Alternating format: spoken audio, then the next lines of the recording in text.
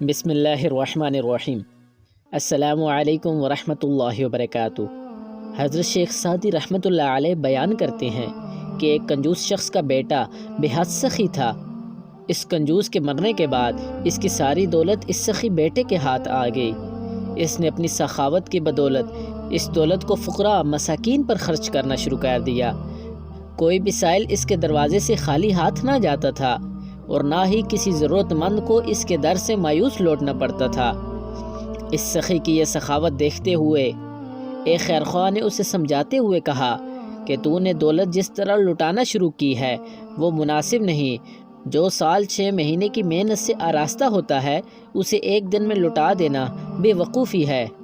کیا تو نے وہ نصیحت نہیں سنی کہ ایک عاقل خاتون نے اپنی بیٹی کو کہا کہ بیٹی تجھے جو آسودگی حاصل ہے اس کی سختی کے دنوں کے لیے بھی بچا کر رکھ۔ تجھے چاہیے کہ اپنا مشکیزہ اور گھڑا پانی سے بھرے رکھ کر گاؤں میں جو نہر بہتی ہے اس میں سارا سال پانی نہیں رہتا۔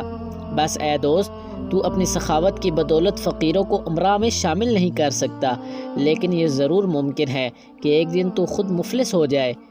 اس سخی نے اس دوست کی بات سنی تو کہا، اے نصیحت کرنے والے، جس دولت کو محفوظ کرنے کی نصیحت تو مجھے کرتا ہے اس کے متعلق میرے باپ نے بتایا تھا کہ یہ اس نے باپ سے حاصل کی تھی۔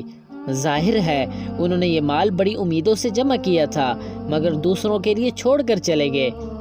میرا معاملہ بھی کچھ ایسا ہی ہے، میں بھی انہیں اپنے بچوں کے لیے چھوڑ جاؤں گا۔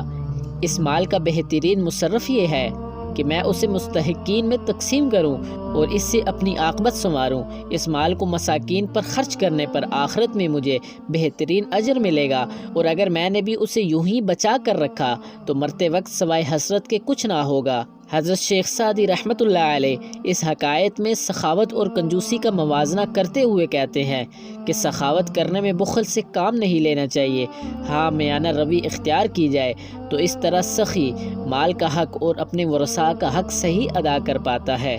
سخی کے پیش نظر صرف آخرت کی بھلائی ہونی چاہیے، نہ کہ دکھاوا، اور دکھاوے کو اللہ عز و جل اور اس کے حبیب حضور نبی کریم صلی اللہ علیہ وآلہ وسلم نے ناپسند فرمایا ہے۔ پیارے دوستوں، اگر آپ نے ابھی تک میرے چینل کو سبسکرائب نہیں کیا، سبسکرائب کریں اور ساتھ نیچے بیل آئیکن کو کلک کریں۔ میری ویڈیو کو لائک کریں اور کم از کم ایک دفعہ شیئر ضرور کریں۔ اللہ تعالیٰ آپ کو اپنے حفظ و امان میں رکھے۔ ملتے ہیں نیکسٹ ویڈیو میں، تب تک کے لیے اللہ حافظ۔